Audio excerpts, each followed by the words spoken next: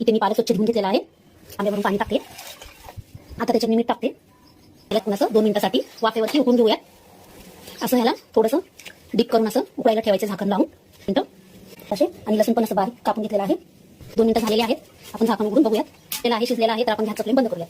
त्याला थंड करण्यासाठी कोल्ड वॉटरमध्ये टाकरमध्ये पालक टाकून बारीक करून घेते. मिक्सरमध्ये ग्राइंड आहे. मिक्सरमध्ये आणि पाणी न टाकता वाटलेलं आहे. पाणी वापरायचं नाहीये. आता मी एक कांदा बारीक चिरून घेतलेला आहे. आता मी त्याच्यात कांदा टाकते. आता ह्याला आपण परतूया टाकतो. आता मी त्याच्यात लसूण टाकते. आता त्याच्यात ही मिरची टाकते. आता हे सगळं एकत्र छान असं मिक्स करून याला थोडंसं 2 मिनिटांपर्यंत फ्राय करायचं आपल्याला. आता ह्याच्यात मी बेसन पीठ टाकते. बेसन पीठ थोडं टाकायचं आपल्याला. इथे बेसन पीठ मी 2 चमचा घेतलेला आहे. तर छानपैकी ह्याला आता बेसन पीठ आपलं थोडंसं फ्राय झालेलं आहे. आपण आता ह्याच्यात पालक टाकूया. मिक्स करायचं छान. आता इथे मी पालक मिक्स केलेला आहे. आता ह्याच्यात मी दही टाकते. पाण्याचा वापर करायचा नाहीये. दही टाकायचं आपल्याला. मी दही टाकते 1 कप. आता मी ह्याच्यात थोडंसं मीठ टाकते. मीठ आपण उकळताना थोडं टाकलेलं आहे. तर मग नंतरच्याला चवीनुसार टाका.